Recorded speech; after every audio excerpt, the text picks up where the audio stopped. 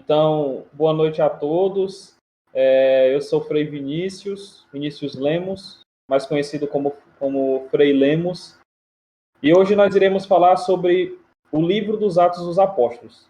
Antes de darmos início, para me apresentar melhor, eu faço parte da Ordem dos Frades Menores Capuchinhos. Recentemente, há pouco mais de 7 meses, eu professei os meus votos religiosos, os conhecidos como votos simples, né? Então, há pouco tempo, eu sou considerado como religioso e fazem mais ou menos 4 anos que estou na Ordem dos Frades Menores, né? Então, desde já peço também que rezem pela minha vocação. Então, podemos dar início ao nosso tema e eu quero falar hoje eu quero iniciar hoje com um texto especial, um grande santo de devoção que tenho, que para mim é um texto incrível, que fala sobre as Escrituras, né? Então, como nós vamos falar de um livro das Escrituras,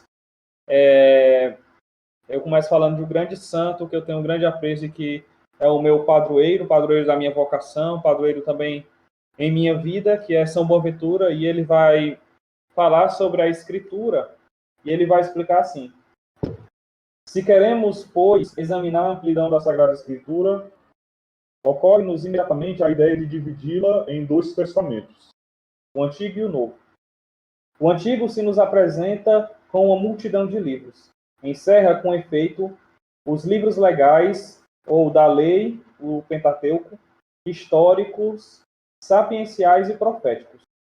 Os legais são 5, os históricos 10, os sapienciais 5, os proféticos 6. Opa, peraí, perdão. Exatamente, 6, um total de 6 livros. O Novo Testamento também possui livros correspondentes a estas 4 classes. Os livros legais, ou da lei, eles correspondem aos evangélicos, os evangelhos, na verdade. Os históricos, os Atos dos Apóstolos. Os sapienciais, as epístolas, principalmente as de São Paulo. Os proféticos, o Apocalipse.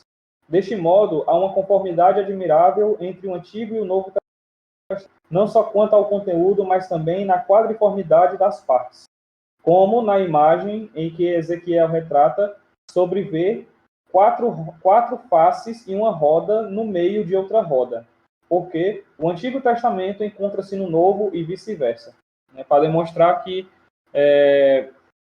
o Antigo Testamento ele só existe em função do Novo e o Novo só existe em função do Antigo Testamento, né? Então, nós poderíamos dizer, aos olhos da fé e também aos olhos do magistério e da interpretação das Escrituras, que a palavra de Deus, no decorrer dos séculos, antes de Cristo e depois de Cristo, ela é uma só, né? Então, no Antigo Testamento, ela fala do verbo de Deus, e no Novo Testamento, o verbo se encarna. E isso é incrível porque demonstra toda a riqueza da Escritura e demonstra também todo o poder de Cristo diante da história, também diante da nossa vida. E que hoje nós só temos um sentido, e também a nossa fé, no nosso sensus fidei, ele só tem um sentido por causa de Cristo e também porque ele nos deixou a sua vida como exemplo.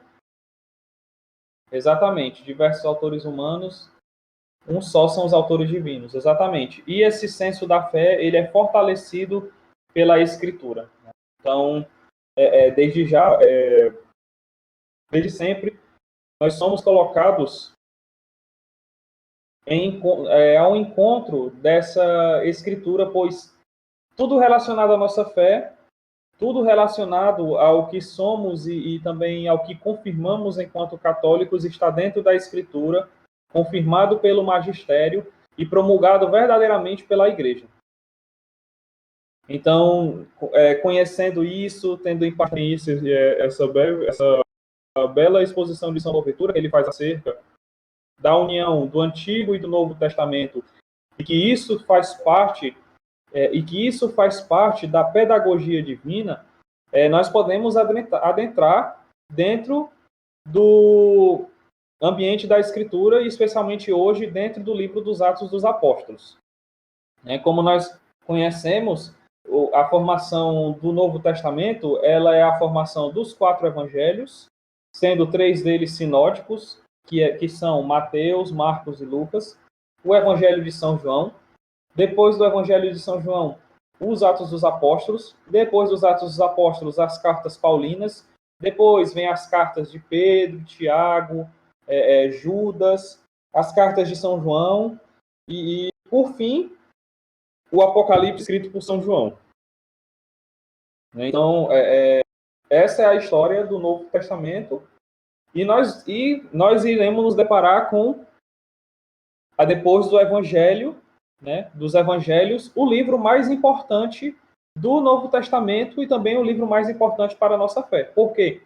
Porque esse livro ele pretende não só designar a história como nós conhecemos, como pode-se dizer, a história como nós conhecemos na escola, por exemplo. Ou seja, colocar fatos que aconteceram simplesmente porque aconteceram, né? Ou seja, sei lá, existiu fulano, existiu cicrano, existiu este, aquele e pronto, ponto final, né? E o livro dos Atos ele não pretende isso, né? O livro dos Atos ele pretende demonstrar que a história aconteceu e que a história ela acontece porque ela tem um sentido, né?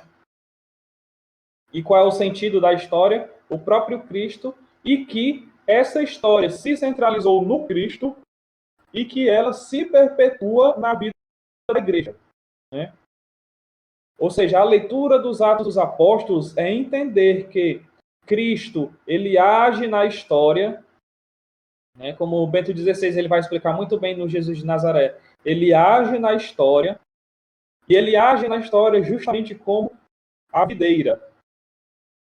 E essa videira, né, ou seja, ele mesmo sendo a semente e a própria videira, ele morre para dar frutos, e esses frutos se perpetuam na vida da igreja, e essa vida da igreja, né, da igreja primitiva, ela é contada nos Atos dos Apóstolos. E nós podemos ver essa vida da igreja primitiva se repetir durante os séculos afora, até chegar hoje, e nós podemos sentir essa vida, podemos sentir esse fruto, e podemos ver que os relatos dentro da história dos Atos dos Apóstolos acontecem até hoje, né? Ou seja, a comunhão material e espiritual, né? Como destaca no início dos Atos dos Apóstolos, né? Que eles viviam como irmãos e tinham tudo em comum, né? A efusão do Espírito Santo na igreja, seja pelo batismo, pelas ordenações, pelas crismas, enfim, né? A missão dos apóstolos em serem os perdoadores do pecado, em conversões, enfim, né? Nós podemos também ver essa história continuada dos Atos dos Apóstolos nas perseguições. Nós podemos ver a história continuada dos Atos dos Apóstolos na vida dos bispos, né? Ou seja, os concílios, os sínodos, né? A comunhão episcopal, ela é um reflexo da realidade dos Atos dos Apóstolos, porque ela está constituída ali dentro, né? A vida sacerdotal, como o serviço dos diáconos, dos presbíteros, né? Como também o munus dos bispos e também o munus papal, né? Ou seja, o primado de Pedro, o primado papal, né? Então, os Atos dos Apóstolos, ele é um espelho para a vida de toda a igreja, né? Ou seja, a história ela não se reduz apenas ao que acontece aqui na Escritura, mas ela se realiza, né? A palavra de Deus ela se realiza quando Cristo encarna, e ela também se realiza quando nós vivemos, né? Nós a colocamos em prática no nosso dia a dia, né? Quando nós a colocamos em prática, justamente como eu dizia anteriormente, para que ela aguce o nosso sensus fidei, né? O nosso sentido da fé. Poderia dizer assim, o nosso sentido espiritual, para que nós possamos ser cada vez mais arraigados, cada vez mais unidos ao corpo de Cristo. Né? Então, essa parte que eu estou dizendo é uma chave de leitura, né? É uma chave de leitura para o livro dos Atos dos Apóstolos. Né? É compreender que a história acontece, né? Primeiramente, a história acontece. Quem dá sentido? Segundo, quem dá sentido à história é o próprio Cristo. Terceiro, Cristo, por ser ele o sentido da história, né? E o próprio autor da história, ele faz com que ele dá frutos e faz com que a história ela perdure e perpetue, né? Quando ele vai dizer que estará conosco até o fim do tempo, até o fim dos tempos.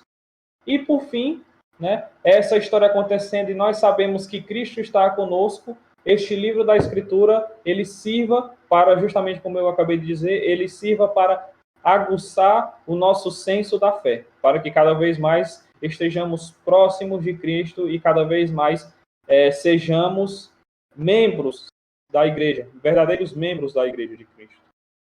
Então, dando seguimento, para falar propriamente do livro dos Atos, né? Entrando já dentro do contexto do livro, como eu já disse, o livro ele é a continuação do Evangelho de Lucas, né? Ou seja, ele é a continuação direta do Evangelho de Lucas, né? Quando a gente encerra o Evangelho de Lucas lá no capítulo 24, né? Quando Jesus ele vai aos céus, né? Ele é levado aos céus, quando diz então, levou-os para fora até perto de Betânia. Ali ergueu as mãos, abençoou-os. Enquanto os abençoava, afastou-se e foi elevado ao céu. Eles se prostraram, adorando. Em seguida, voltaram-se para Jerusalém com grande alegria e estavam sempre no templo bendizendo a Deus. Isso é de Lucas. E lá nos Atos dos Apóstolos, no capítulo 1, no versículo 6, né, ele vai dizer que Jesus, com aqueles que estavam com ele, perguntavam-lhe, né, já a visão dos apóstolos aqui, né? Senhor, este é o tempo em que restaurarás o reino de Israel? Jesus respondeu-lhes, não vos compete saber os tempos ou momentos em que o Pai reservou em sua autoridade, mas recebereis a força do Espírito Santo que virá sobre vós e sereis minhas testemunhas em Jerusalém e em toda a Judéia e na Samaria até os confins da terra. Então, nós observamos justamente que aonde acaba o Evangelho de Lucas, inicia o livro dos Atos dos Apóstolos. Né?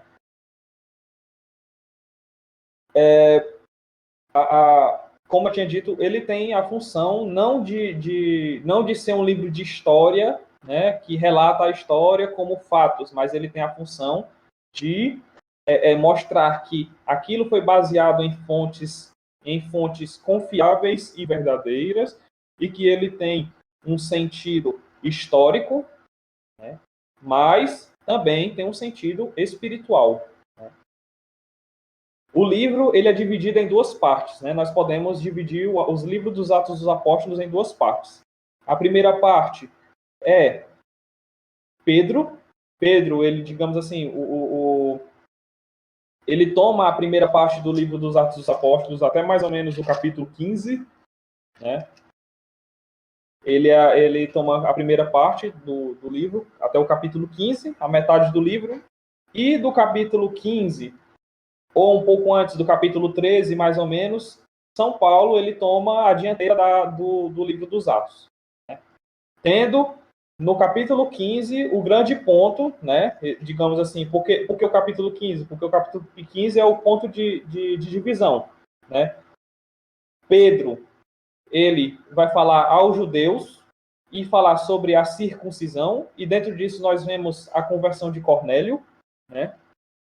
E depois, que eu vou falar um pouco depois, eu vou falar que o evento, o divisor de águas, que é o concílio dos apóstolos, ou concílio de Jerusalém.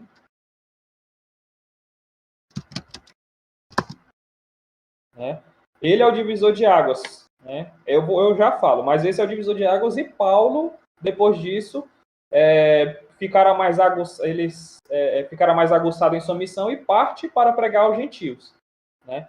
Então, o primeiro ponto é aos judeus, né?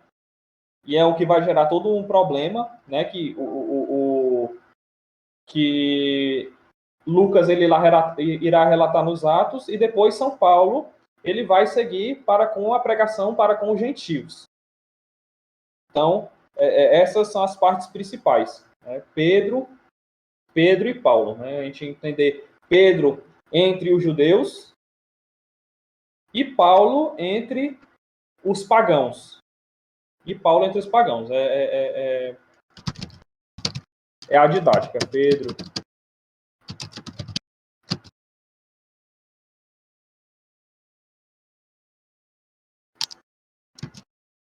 e Paulo entre os pagãos.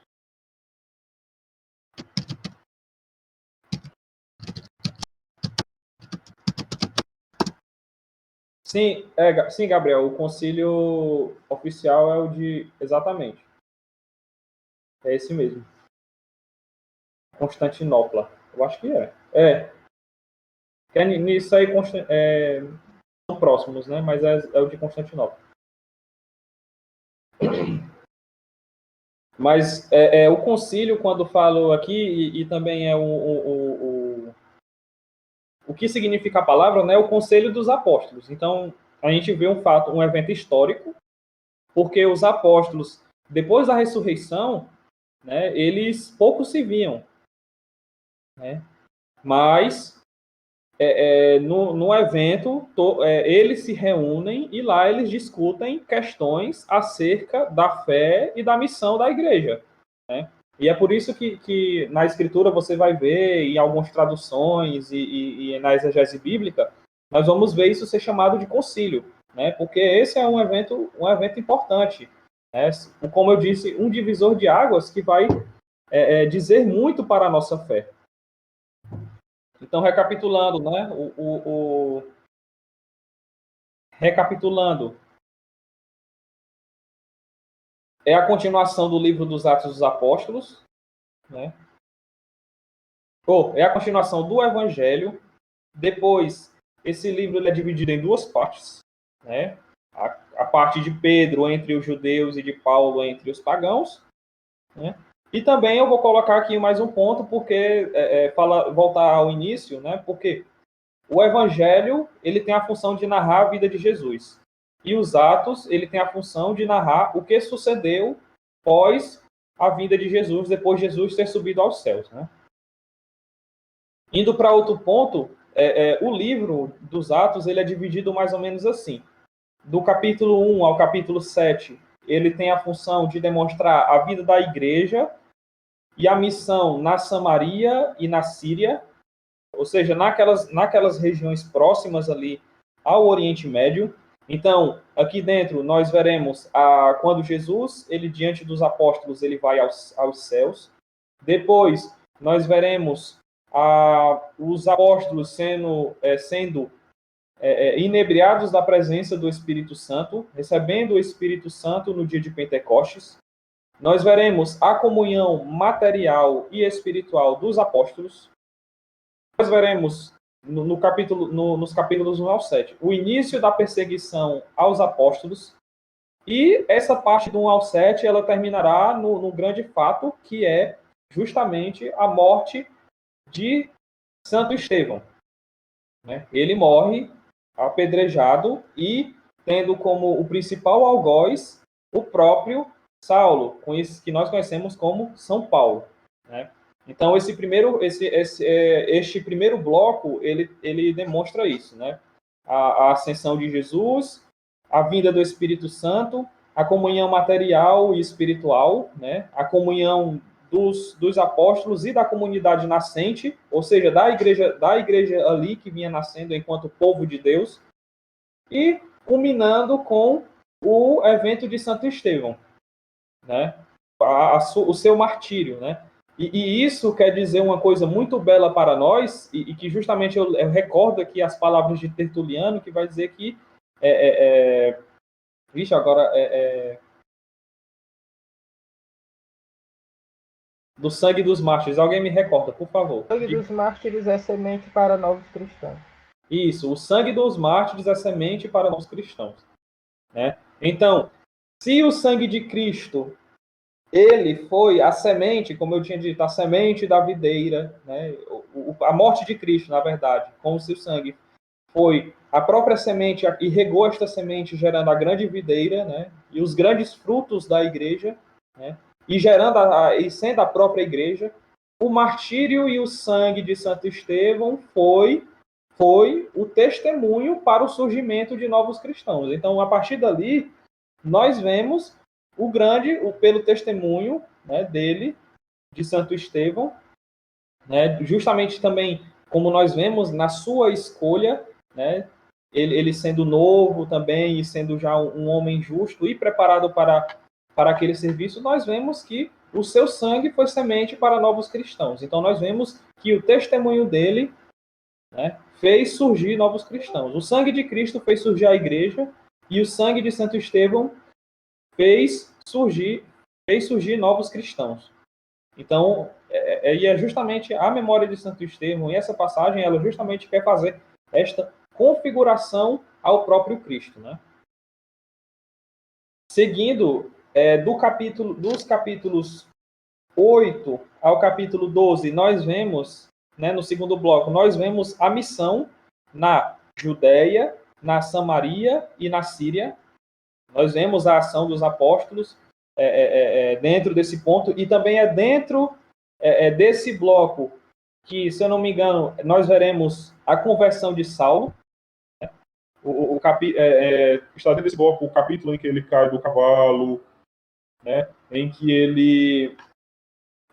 O processo em que ele faz para poder se tornar católico, né? Até o seu encontro com agora alguém, não sei se é Barnabé, que batiza Paulo. Ananias, eu acho que é. Eu não recordo agora, depois eu lembro. Né?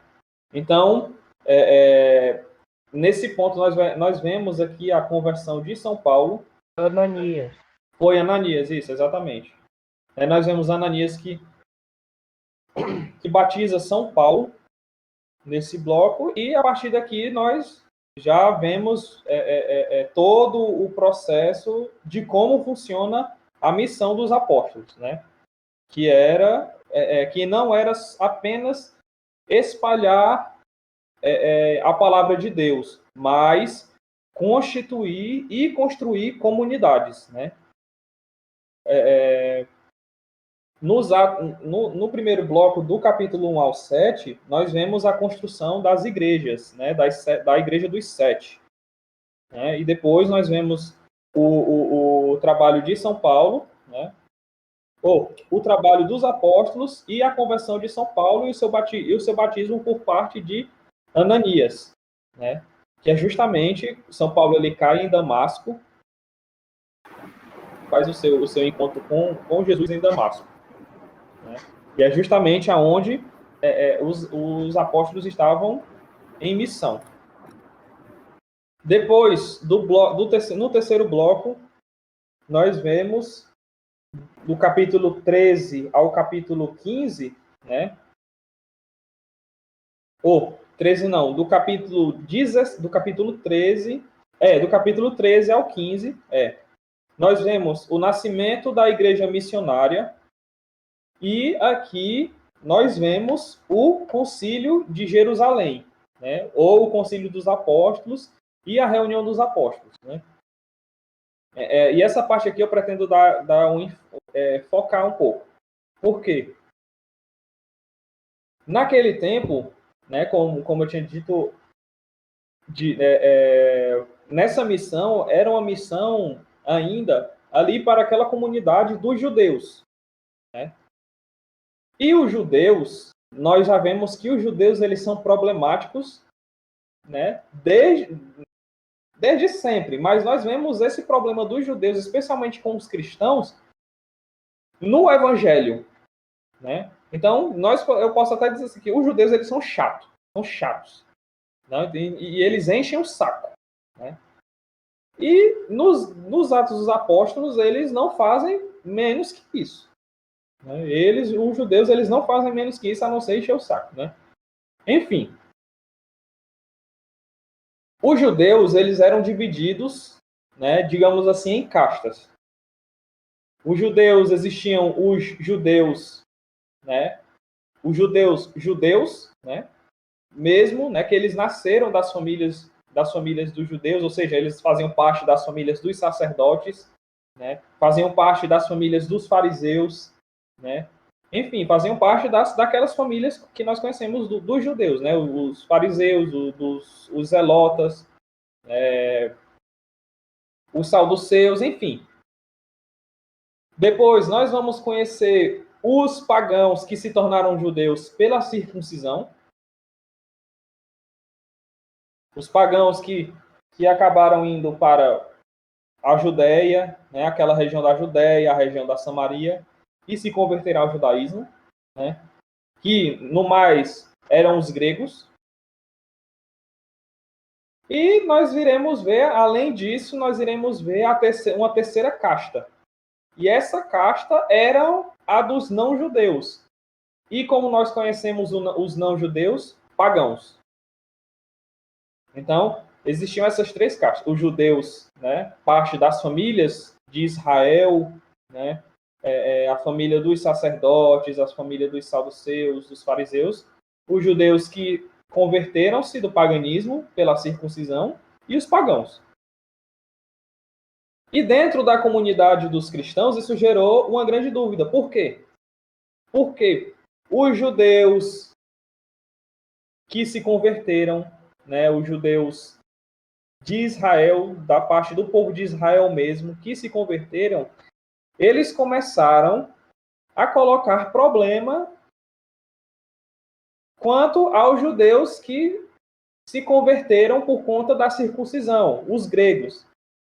E depois, os gregos convertidos ao judaísmo, do paganismo ao judaísmo, junto com os judeus de Israel, colocaram problemas quanto aos pagãos. Né? E isso gerou dentro do grupo, até mesmo do próprio grupo dos apóstolos, um grande engodo, né? Ou falando mais vulgar, um grande rebuliço. Porque vinha a grande questão, o grande X da questão. Se o processo de conversão e de batismo era para você ser batizado, você precisava ser circuncidado. Porque apareceu justamente a terceira casta dos pagãos, e esses pagãos eles queriam se tornar católicos, né? Cristãos, melhor dizendo.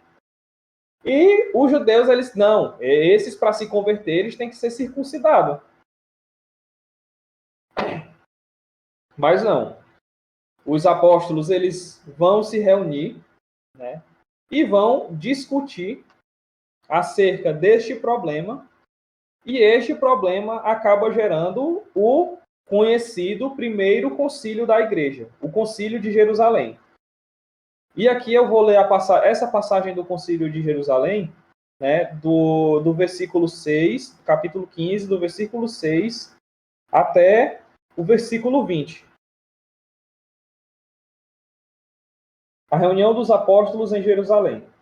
Então, os apóstolos e os anciãos reuniram-se para tratar desse assunto.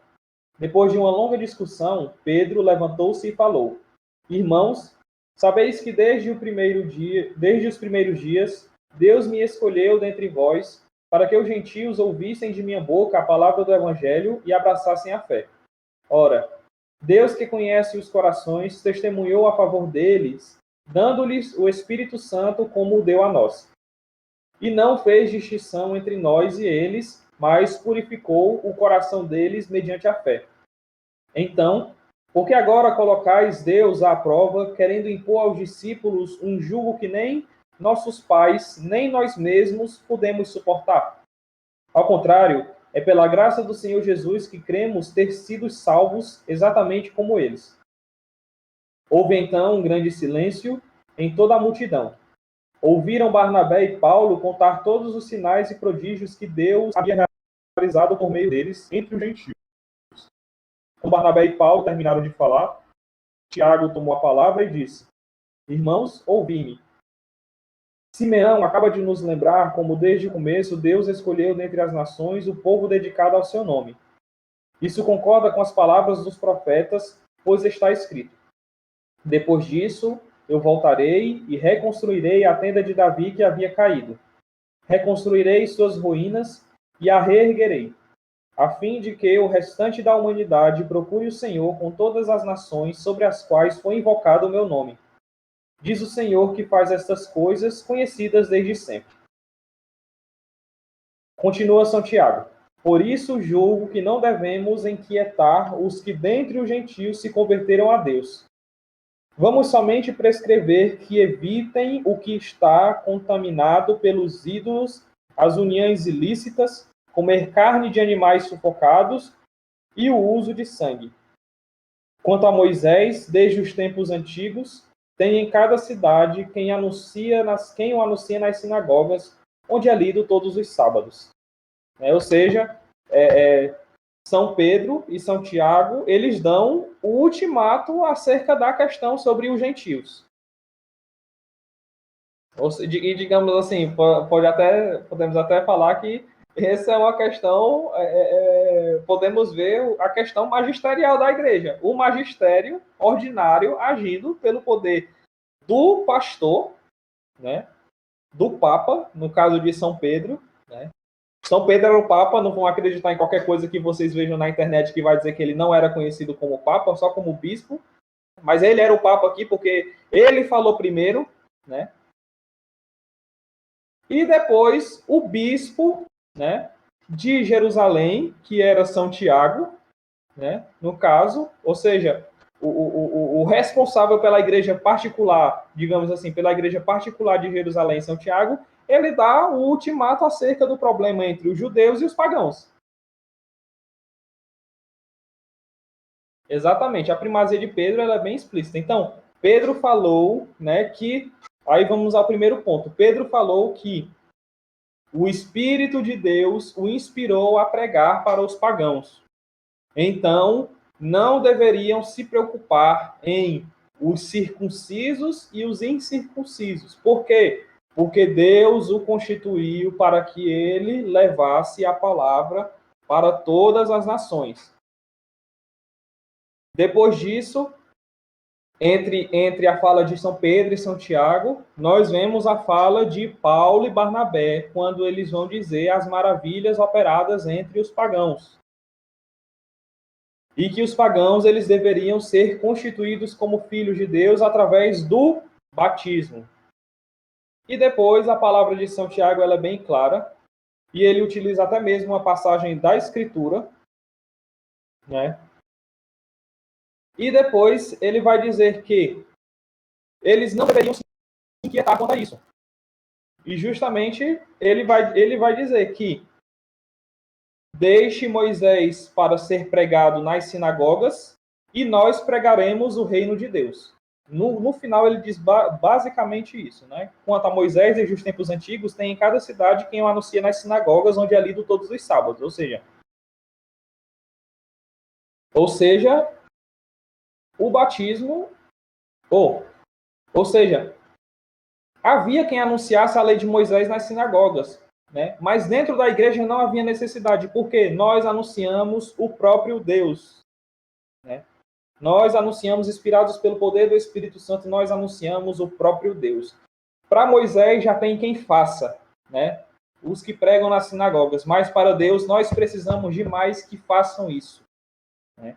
Então, nós vemos isso muito claro nessa passagem aqui do capítulo 15. Nós vemos aqui o primado de Pedro, nós vemos as maravilhas da missão apostólica, né? Nós vemos aqui a fala de São Tiago dando o ultimato, ele sendo justamente o responsável por Jerusalém, né? E por último, nós vemos justamente a substituição, como disse o Gerson no chat, a substituição da circuncisão pelo batismo, né? Porque a circuncisão ela não matava o homem velho, mas o batismo ele mata, porque é mergulhando nas águas que o homem morre para se tornar novo em Cristo, né? Renascido, banhado em Cristo, ressuscitado em Cristo, né? Então, essa é uma das passagens que eu acho também, particularmente, eu acho mais bonitas também nesse livro dos Atos dos Apóstolos, né? Porque mostra a comunhão dos apóstolos e eles reunidos, né? Enquanto apóstolos, enquanto bispos, né? E também reunidos com São Pedro, demonstram desde já a comunhão da igreja, né?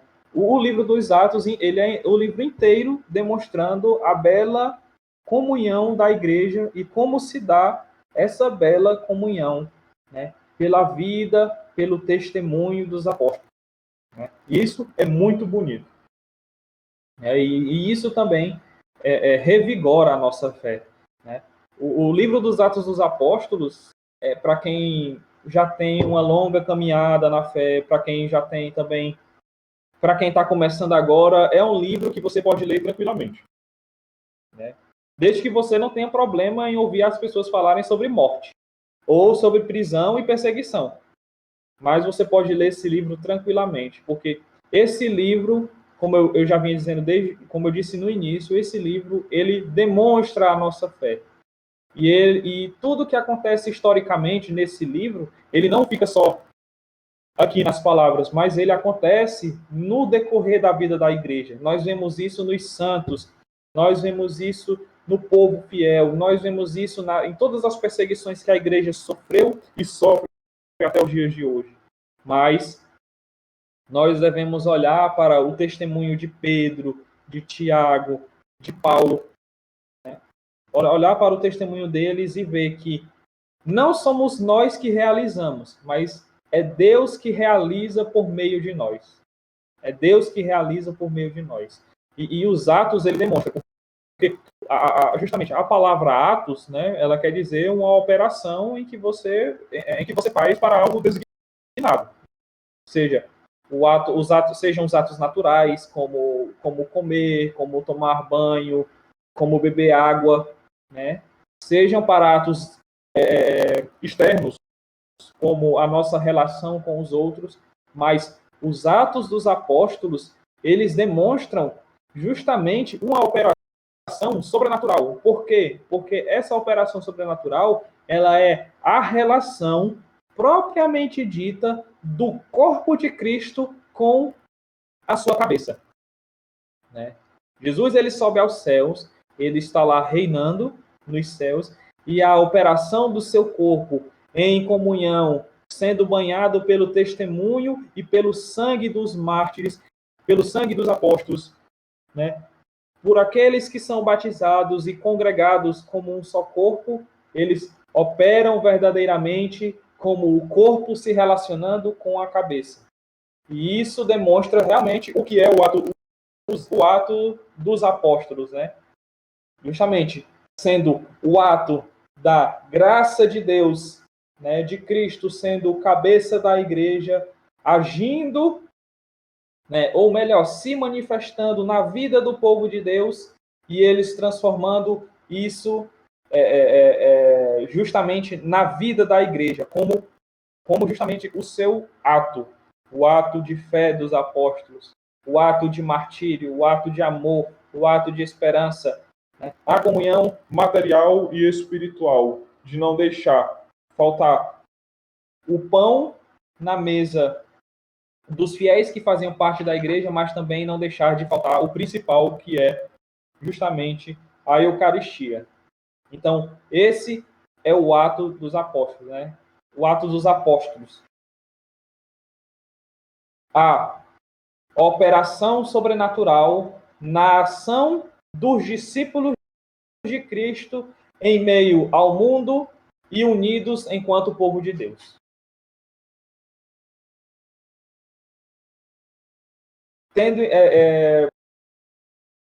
Nesse bloco ainda que eu falei, para dar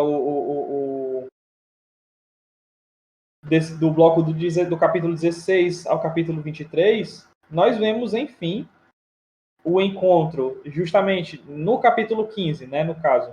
Antes, no capítulo 15 e 16, o encontro de São Pedro e São Paulo em Jerusalém, justamente em função do concílio, e, enfim, a partida para Roma. Ou seja, eles vão partir para Roma que irá levar até os confins da terra, né? Então, depois aí nós vamos ver as missões de Paulo, né? Paulo indo para a Macedônia, para Filipos, né? Corinto, o Paulo discursando em Atenas, no Areópago, né? Paulo em Éfeso, Paulo de volta a Antioquia, Paulo em Mileto, Troade, né? O encontro de Paulo e Tiago Menor, Paulo sobre a cidadania romana, né? E aonde ele vai preso, né? Paulo na Cesareia, Paulo sendo julgado, né? Depois, enfim, a viagem de Paulo, ele sendo naufragado, ele indo para Malta, depois de Malta ele indo para Roma e depois de Roma, enfim, Paulo ele faz todo esse caminho de missão desde o capítulo 16. Porque, e é muito interessante, um fato muito interessante.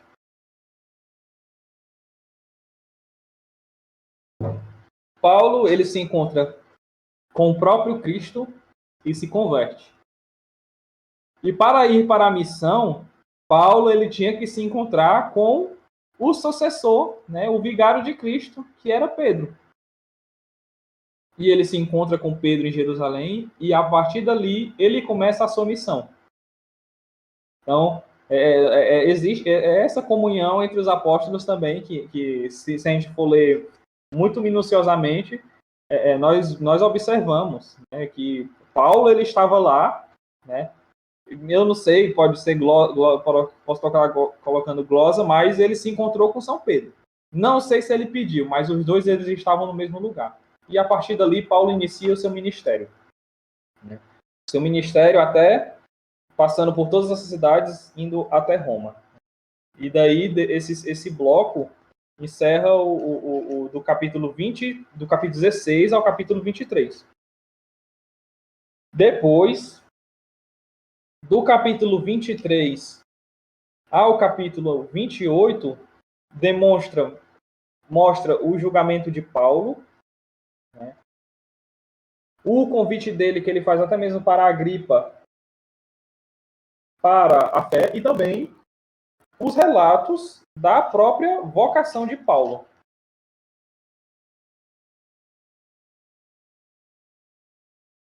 De Paulo, né? Então, Paulo ele confirma a sua vocação, né? Assim como São Pedro também confirma a sua, como 3 vezes, né? E a gente vê que Paulo ele se submete a Pedro. Paulo ele tinha tudo para ser, digamos assim, alguma coisa a mais, né? Falando e também falando num contexto de ser a estrela do grupo, né? Porque ele era judeu, né? Era um homem inteligente, um homem que sabia grego, enfim. E aí você vê também a tamanha humildade. Ele se submeter a um pescador. Paulo se submete a um pescador. Mas nós vemos a beleza disso. Mas só que esse pescador, ele não era nada mais, nada menos do que aquele pescador que, enquanto todo mundo não sabia o que dizer, ele disse: Tu és o Cristo, o Filho do Deus vivo. Depois da Virgem Maria, a maior profissão de fé que já existiu na humanidade é essa. Tu és o Cristo, o Filho do Deus vivo, né? Da boca do pescador, que não seria mais o pescador, né, no mar, né? Mas seria agora o pescador de homens, né? Em prol do povo de Deus e do reino de Cristo, né? Então, essa é a grande humildade de São Paulo e também a grandeza do primado apostólico de Pedro, né? Do primado, ele sendo a pedra que Jesus, o próprio Cristo disse que sobre ela eu construirei a minha igreja. E o último bloco ele encerra com São Paulo em Roma, né? E São Paulo, enfim, vai a Roma, né? E claro, não é aqui que ele morrer, mas ele vai dizer que no final vai dizer que Paulo morou em uma casa alugada por 2 anos e ele recebia todos os que o procuravam, proclamando o reino de Deus e ensinando o que se refere ao Senhor Jesus Cristo com toda a liberdade e sem impedimento. Então, justamente essa missão deliberada, né? E nós vemos também o gratis dater, né? De graça recebeis e de graça dais. E Paulo faz muito bem isso, né? Então, essa é a divisão do livro dos Atos dos Apóstolos, né? Do 1 ao 7, o nascimento da igreja, a missão, o martírio e o testemunho, né? Do 7 ao 13, a missão da igreja, a conversão de Paulo e o seu batismo. 13 e 15, o ponto o divisor de águas, que é justamente o relato da missão da igreja, o concílio dos apóstolos e a confirmação dos pagãos, né, que eles poderiam ser filhos de Deus. Do 16 ao 23, né, a ida de Paulo ao mundo grego, o encontro com São Pedro também em Jerusalém, que aconteceu entre o 15 e 16, e a ida para Roma, né, o seu caminho busca para Roma. Do 23 ao 28, nós vemos o julgamento, e, enfim, Paulo, ele encerra a sua jornada, né, encerra assim, entre aspas, né, mas ele encerra seu caminho em Roma, como encerra o próprio São Lucas. Então, essa é a divisão, né, do livro dos Atos dos Apóstolos. O livro dos Atos dos Apóstolos, ele traça, sendo ele o último caminho da história, né? Assim, vou explicar. O primeiro caminho é o caminho da aliança, né? A aliança feita com Abraão, passando, né, toda a história do Antigo Testamento, passando por Moisés, passando pelos profetas, né? Elias, Eliseu, Isaías, Jeremias, enfim, né? E eles já proclamando a vinda do Messias, né? Passando também pelos reis, né? Como Salomão, Davi, enfim, né? E a aliança do Antigo Testamento, ela encerra no dia da Anunciação, né? A aliança do Antigo Testamento, ela encerra no dia da Anunciação, sendo também João Batista sendo o último dos profetas e o único que vê o próprio Jesus, né? E depois disso, Jesus ele nasce e ali, com a sua vida oculta e depois da sua vida pública, ele cumpre a promessa na sua vida, morte e ressurreição. A primeira parte, a aliança, a segunda parte, o cumprimento da promessa. E a terceira parte desse caminho da história, o testemunho dos apóstolos pelo que eles aprenderam com nosso Senhor Jesus Cristo e pela manifestação do Espírito Santo. E por essa manifestação eles foram por todo o mundo e pregaram, a pedido do mandato de Cristo, o evangelho a toda criatura, né? E isso, né, porque eu disse, digamos assim, o último caminho, porque isso é o que está acontecendo. O que aconteceu há 2000 anos atrás e é o que acontece até hoje. Nós ainda, como vocacionados, como discípulos, como batizados, somos chamados a ir por todo o mundo e pregar o evangelho. Isso os concílios confirmaram na fé, né, como confirmaram o batismo no concílio de Jerusalém, como confirmaram os dogmas contra os hereges em Niceia e Constantinopla, como confirmaram a missão dos bispos, como confirmaram a fé da igreja perante o protestantismo em Trento, e que a fé ela permaneceria firme e quem fosse contra ela seria anátema, mas quem quisesse ser a favor da fé seria retribuído porque seria verdadeiramente considerado filho de Deus.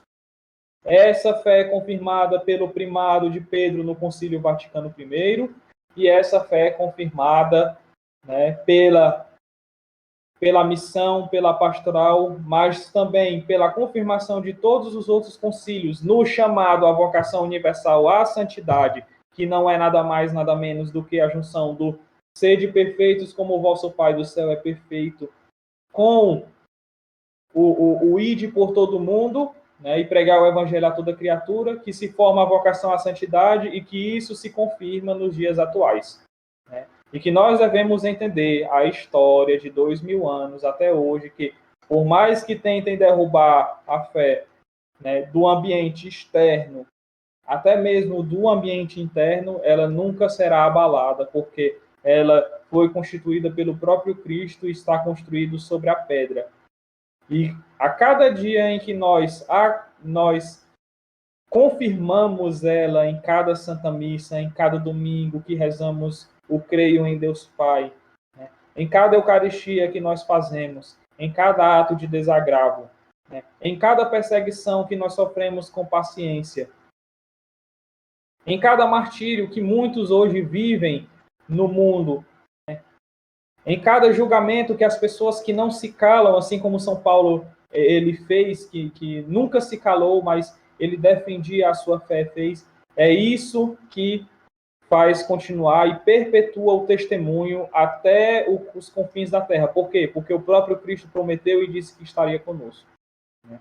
Então nós vemos exatamente que nós ainda, né, eu vou até fazer essa analogia aqui, de que nós ainda estamos escrevendo com a nossa vida, unida à vida dos santos e à vida de toda a igreja por mais de 2000 anos, nós ainda estamos escrevendo o ato dos apóstolos. Porque nós, como batizados, somos convidados a essa apostolicidade que se dá pela nossa vocação à santidade. Então, essa é a beleza do anúncio do reino de Deus por parte dos apóstolos. Né? É essa vida narrada nesse livro aqui que chegou até nós, que nos dá força, que nos dá perseverança, que aumenta a nossa fé, a nossa esperança e a nossa caridade. Meus irmãos, o livro dos Atos dos Apóstolos, ele não é um livro de historinhas, não é um livro para se assustar, né? Não é apenas um livro de relatos, uma cronologia, não. O livro dos Atos dos Apóstolos é um livro que retrata a fé da igreja primitiva, até fazendo o reflexo com a fé da igreja perante todos os séculos, porque era assim que a igreja deveria viver. E os Atos dos Apóstolos, ele demonstra justamente aquilo que Cristo disse, né? Vós tereis perseguições, vós sofrereis por causa do meu nome, mas tudo isso, né, é visando algo maior, que é o reino de Deus. Então nós vemos os cumprimentos da palavra de Deus dentro do livro dos Atos dos Apóstolos e nós vemos o cumprimento da palavra de Deus em nossas vidas. E toda vida que nós nos dispormos a ler os 28 capítulos dos Atos dos Apóstolos, sempre recordemos e sempre peçamos que o Senhor aumente o nosso fervor apostólico, aumente a nossa fé, para que possamos amar-nos uns aos outros e também para que possamos ir por todo o mundo e pregar o Evangelho a toda criatura, especialmente nos dias de hoje, neste mundo coberto pelas trevas da ignorância, pelas trevas da imbecilidade e pela fumaça de Satanás que se espalha cada vez mais neste mundo. Mas nós somos luzes, assim como São Lucas foi, como Santo Estevão foi, né? Como Ananias foi para São Paulo. Nós também somos cabeça dura, como Saulo, e muitas vezes nós condenamos aqueles que viriam a ser nossos irmãos, mas Deus, ele nos derruba do cavalo. Muitas vezes nós somos como os judeus e que nós temos até mesmo tendo o nosso espírito de convertidos, mas nós nunca saímos daquela mesquinharia própria do orgulho e da inveja judaica. Mas que nós, pela palavra proferida pelo nosso pastor e pelos pastores, nós podemos também ser libertados disso. E também nós devemos recordar sempre a obediência aos nossos pastores. Nós devemos nos converter como São Paulo se converteu e levar, enfim, a nossa missão enquanto filhos de Deus e batizados e tendo o nosso encontro real e verdadeiro com Cristo em toda a Eucaristia, até os confins da terra e de nossa pobre existência. Porque a vida quem nos deu foi o próprio Deus, e ele pode nos tirar. Mas, com ela e vivendo-a bem em prol do reino de Deus, com certeza nós ganharemos o prêmio que São Pedro ganhou, que São Paulo ganhou, que Santo Estevão ganhou, vendo os anjos. E assim nós seremos felizes enquanto filhos de Deus. Recordemos os Atos dos Apóstolos como esta maravilha da graça de Deus operada em toda a história. Louvado seja nosso Senhor Jesus Cristo, para sempre seja louvado.